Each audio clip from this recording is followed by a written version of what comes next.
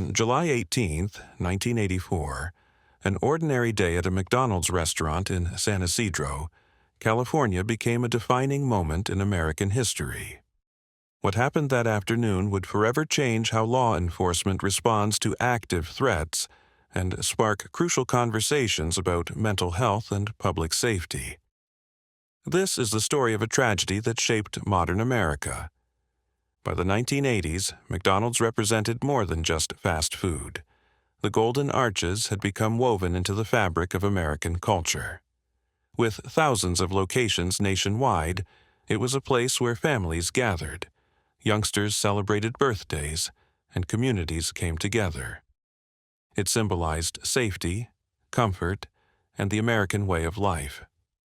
Nobody could have imagined that one location near the Mexican border would become the site of a tragedy that would echo through the decades.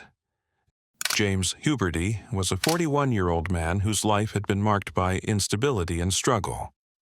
Born in Ohio in 1942, he experienced a difficult childhood after his mother left the family.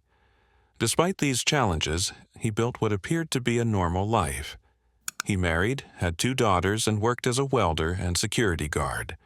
However, beneath the surface, he struggled with deep-seated issues. The economic recession of the early 1980s hit Huberty particularly hard. When the local steel industry collapsed, he lost his welding position. The financial strain intensified his existing mental health challenges. Seeking a fresh start, he moved his family to California, but the change of scenery couldn't resolve his internal struggles. Unable to find stable employment, he became increasingly isolated and developed concerning beliefs about society. Medical experts would later suggest he may have suffered from neurological issues, possibly stemming from childhood illness, which compounded his mental health difficulties. In July 1984, Huberty reached out to a mental health clinic, reporting disturbing symptoms. Tragically, no one returned his call. To him, this represented a final rejection by the system he felt had already abandoned him. His wife would later recall alarming statements he made in the days leading up to the incident, suggesting he had reached a breaking point. On July 18th, he spent the day with his family at the San Diego Zoo in what appeared to be a normal outing. But upon returning home, he made a chilling announcement about his intentions. At 3:56 p.m., Huberty entered the San Ysidro McDonald's armed with multiple weapons. Over the next 77 minutes, a scene of unimaginable tragedy unfolded. 21 people lost their lives, and 19 others were injured.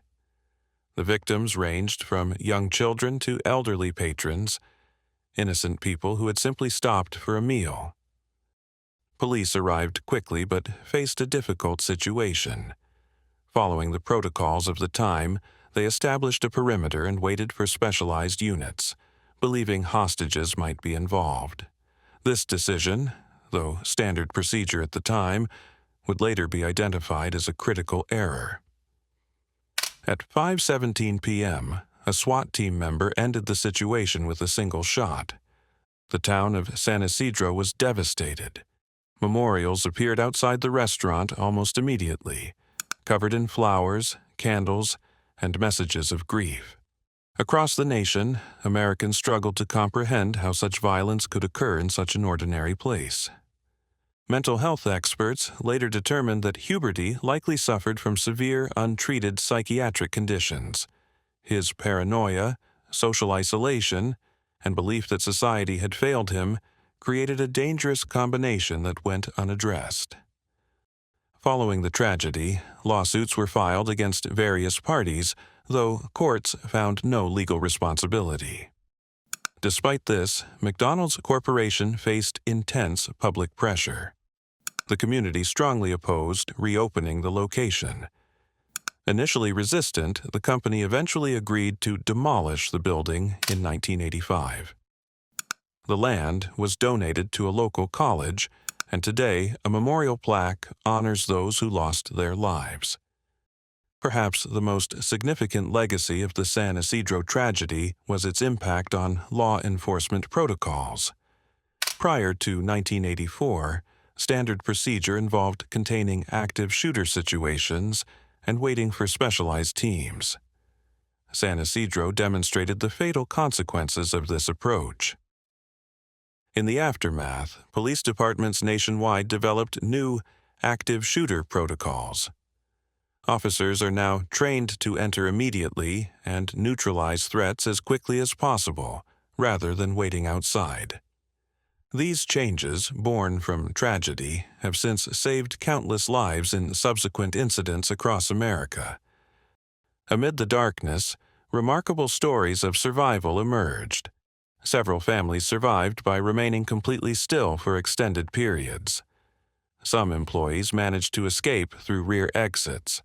A mother and her child survived despite being injured, demonstrating extraordinary courage and resilience. These accounts remind us of human strength in the face of unimaginable circumstances. The San Ysidro tragedy remains a pivotal moment in modern American history. It forced the nation to confront difficult questions about mental health access. The tragedy highlighted the dire consequences of untreated mental illness and the importance of accessible, responsive mental health services. Law enforcement training. It revolutionized active shooter response protocols, creating strategies that prioritize immediate action to save lives. Community support systems. It demonstrated the need for better safety nets to identify and help individuals in crisis before tragedy strikes. Public safety planning.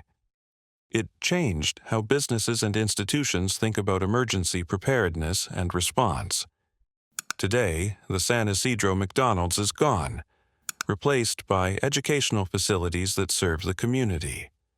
A memorial ensures that those who lost their lives are never forgotten.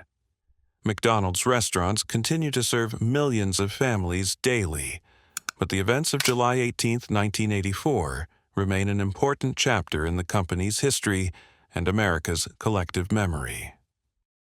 The tragedy taught America crucial lessons about recognizing warning signs, responding effectively to crises, and the importance of mental health support.